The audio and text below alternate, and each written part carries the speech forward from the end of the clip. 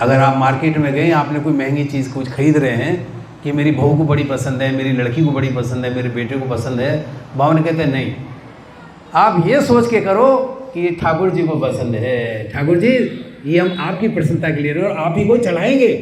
तो सबसे पहले जो भी चीज़ लाएं किसको अर्पण करें? भगवान के आगे।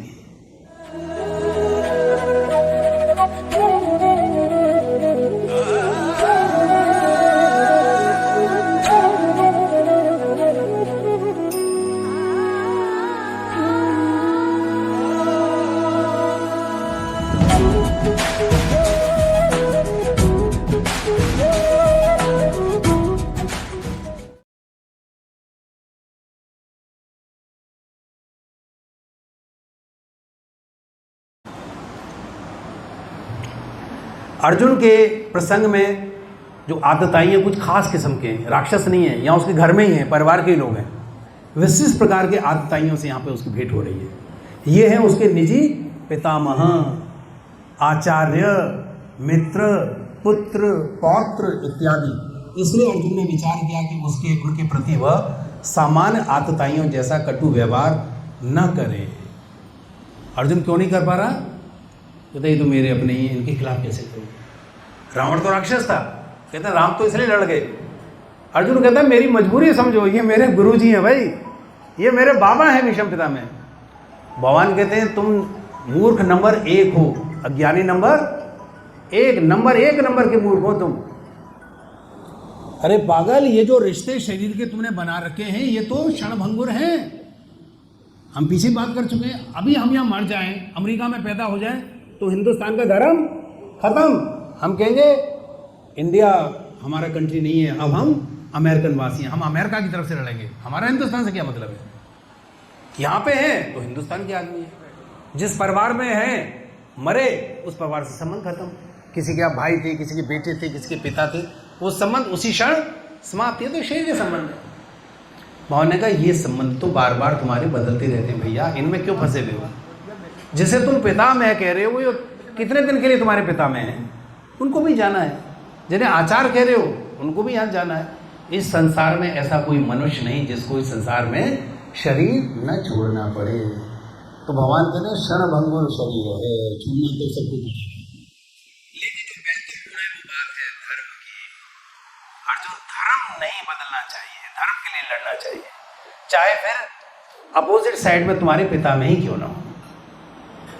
बोले पितामह कैसा पितामह है जो अपनी पौत्र बहू को, जो अपने पोते की बहू को उसके कपड़े उतारे जाते देखता रहा और उसके खड़ा नहीं हुआ, उसने दुर्योधन के कान पे एक चाटा नहीं मारा। नालायक, ये क्या करते हो? वो हमारे परिवार की पुत्र वधू है। कैसा पितामह है भाई?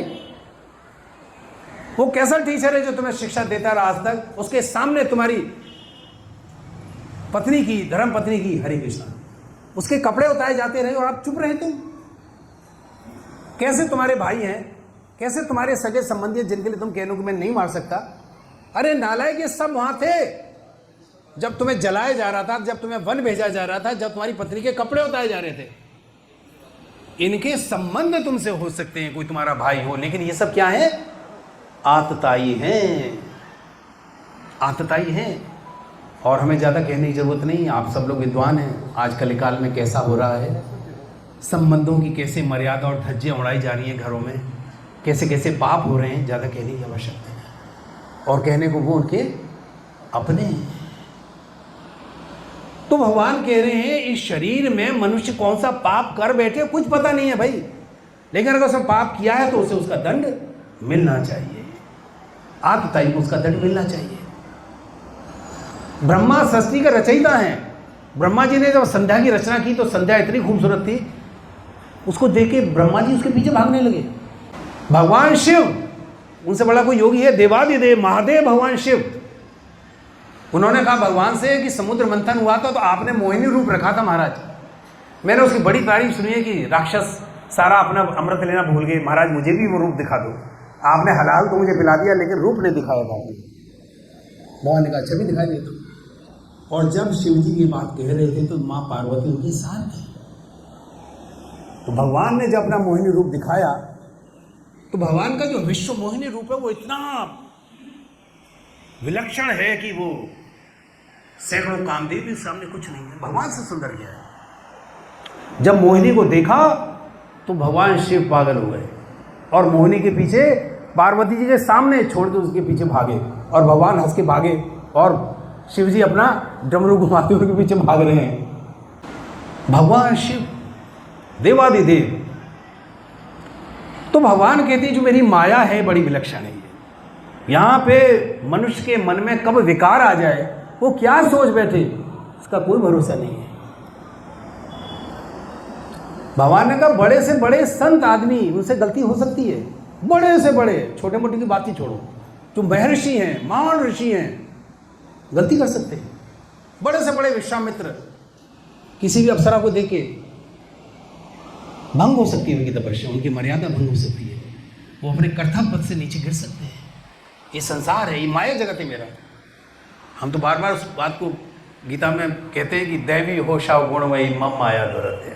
भगवान कहे मेरी माया इतनी विचित्र है, इसका कोई पार नहीं पा सकता है। बोले इस माया से तो सिर्फ एक ही आदमी बच सकता है, कौन? मेरा भक्त। मामेव ये प्रपद्यन्ते माया में ताम तरन्ते। जो मेरा भजन करते हैं बस वो माया से तर सकते हैं। हरे कृष्णा कृष्णा कृष्णा हरे हरे, हरे राम राम राम हरे हरे। भगवान ने कहा इन सब से बचने का तो एक ही उपाय है, मेरा नाम। हरे कृष्णा बोलोगे इन सब गलतियों से बच सकते हो, इसके अलावा और कोई रास्ता नहीं है, कभी भी बहक सकते हो। तो बोले महाराज कब तक कृष्णा हरे कृष्णा करें? भगवान कहते हैं 24 घंटे, 24 घंटे भगवान का नाम। बोले 24 घंटे तो नहीं हो सकता।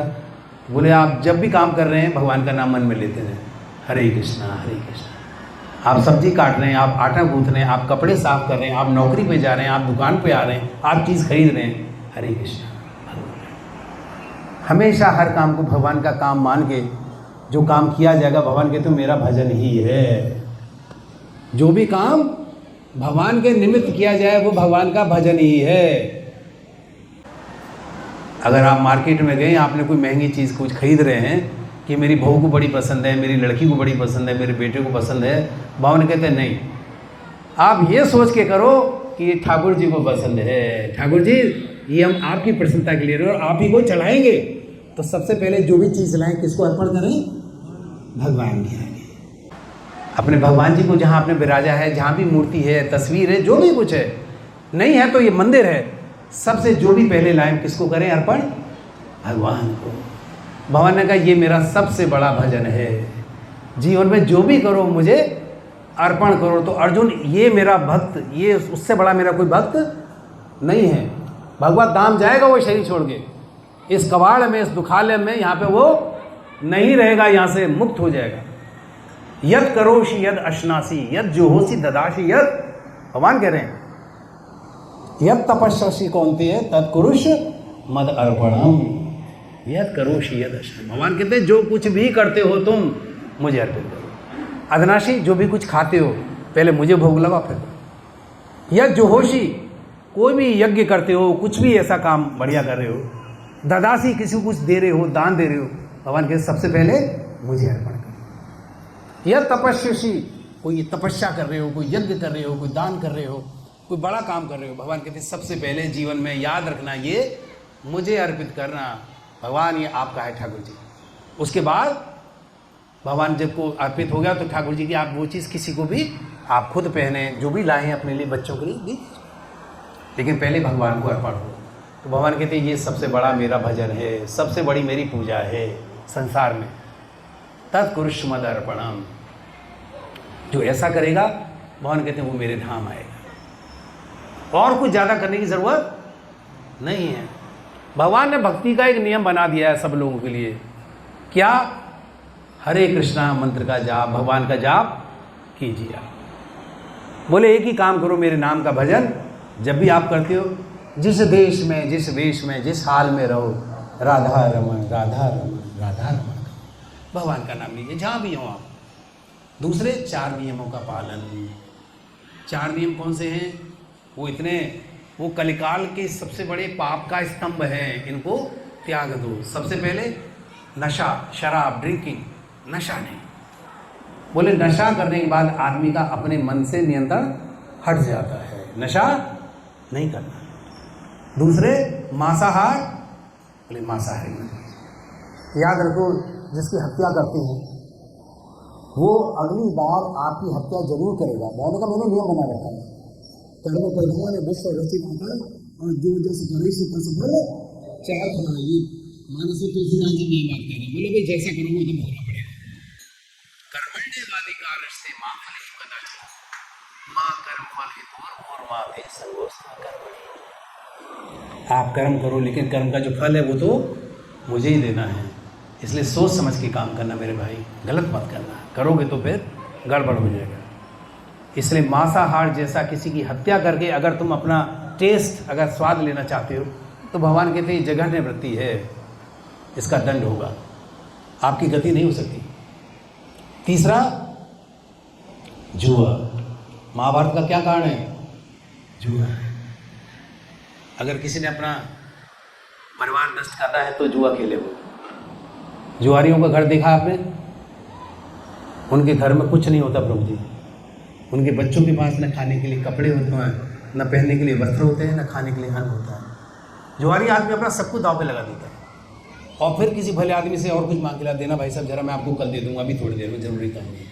उनको भी हार गया। ऐसे ऐसे दुष्ट होते हैं, पत्नियों के घर पे उनके जो गहने जो बचे होते हैं, जो अपनी मायके से लाती हैं, उनको भी उतार के जुए में लगा देते हैं। आप सब लोग जानते हैं क्या कहा जाए।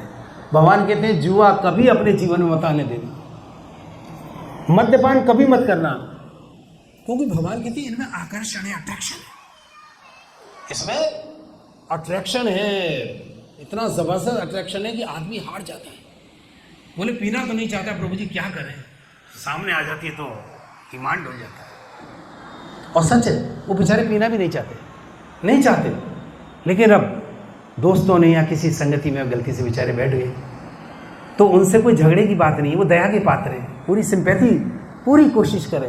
अरे उसमें कोई पाप नहीं है। भगवान कहते पापी की क्या परिभाषा है, पापी में कोई दोष नहीं है, दोष तो उस पाप का है जो उसके अंदर आ गया है। अगर उससे पाप निकाल दो तो फिर वो पापी कहाँ रहा, धर्मात्मा ही कहाँ है। तो भगवान कहते हैं बुराई जो उसमें चली गई गलती से, उसको आप दूर कर दें। हमारा प्रयत्न ये हो, हमारा बच्चा, हमारा मित्र, हमारा कोई ऐसी गलती कर जाए, हम सबकी कोशिश हो कि उसको छुड़ाएं, सिंपैथी के साथ, प्रेम के साथ। ये नहीं कि नहीं जी ये तो ऐसा है, नहीं, मजबूरी है उसकी, ऐसा कुसंग मिल गया उसको। भगवान कहते हैं पुण्यों का अर्थ क्या है? पुण्यों का अर्थ है आपको अच्छी चीज़ें संसार में प्राप्त होना।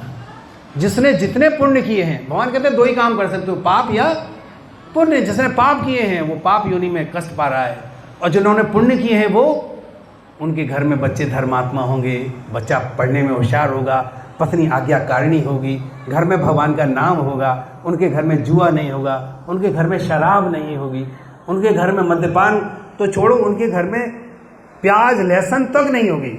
हमारे यहाँ तो प्रभु जी ऐसे हैं कि वो लोग क्या कहा जाए बस।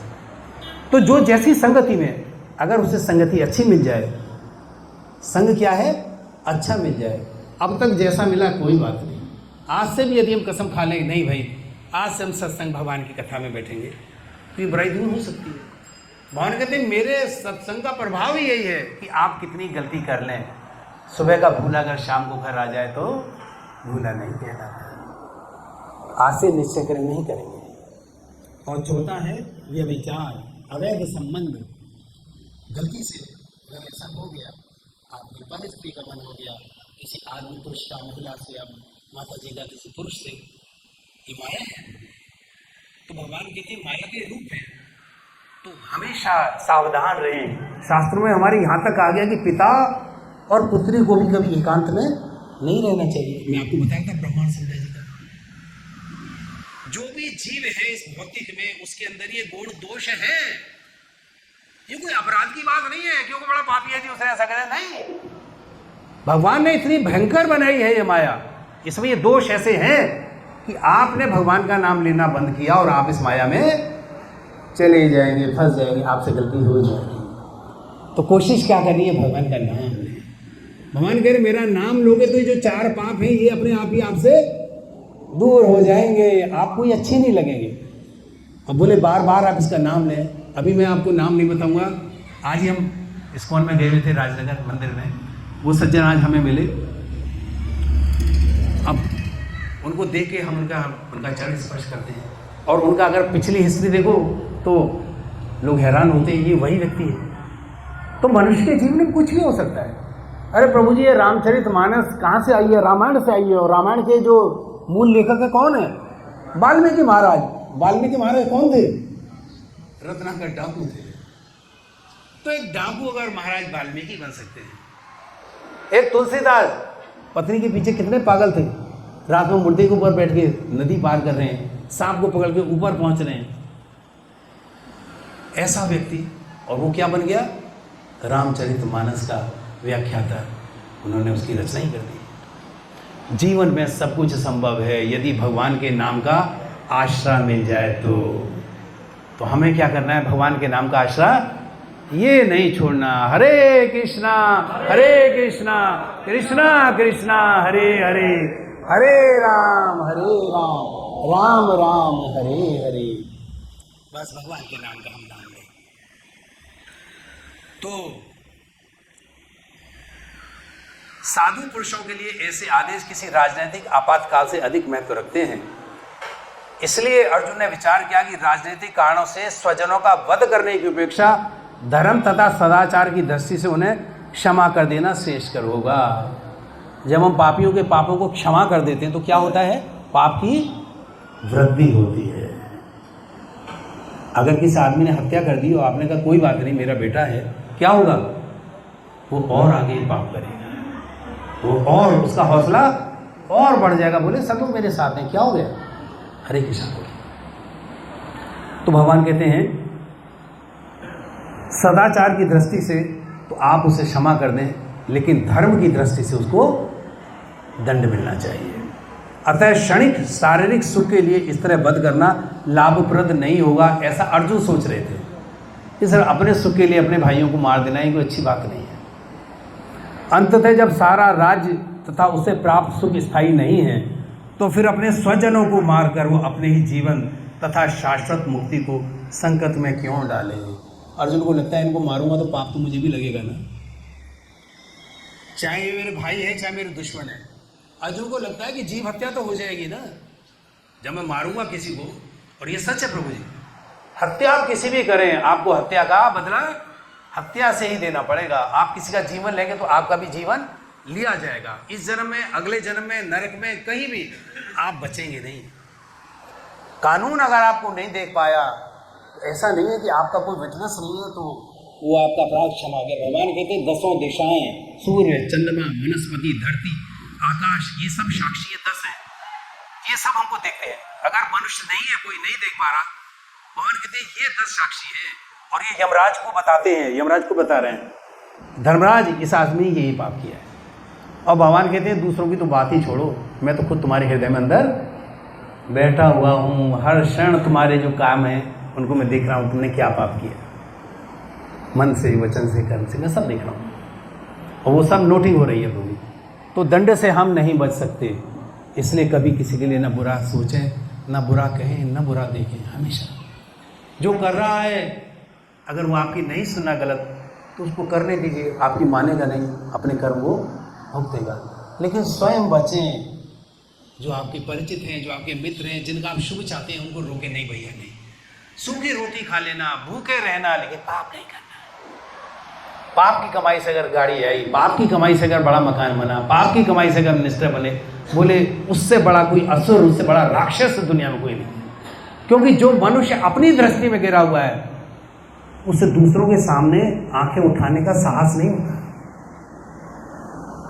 अगर आप सच्चे हैं, आप भूखे हैं, आप किसी भी हाल में, धर्म आपकी दृष्टि को सीधा रखेगा। आपने कोई पाप नहीं किया। और जो पापी है वो जानता है मैंने पाप किया है, उसके वचनों में बल नहीं होगा, उसमें शक्ति नहीं होगी, वो पाप का प्रतिकार नहीं कर सकता है। इसलिए भगवान कहते हैं कि जो दंड है वो क्षमा से बढ़कर है, क्योंकि दंड प्राप्त करने के बाद फिर आप निर्मल हो जाते हैं। अपराधी को सजा मिली और सजा मिलने के बाद क्या हुआ? आप फिर ठीक हो गए।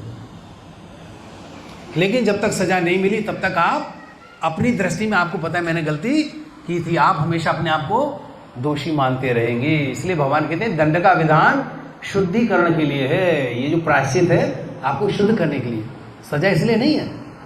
ये जो नरकों का बनाया गया व्यवधान, भगवान कहते हैं इससे ताकि आप शुद्ध हो जाए, जीवात्मा मेरी फिर नॉर्मल हो जाए और फिर दोबारा से जन्म लेके आप अच्छा काम करें। तो ये कह रहे हैं। तो यहाँ समापन हो रहा है और भगवान ये कह रहे हैं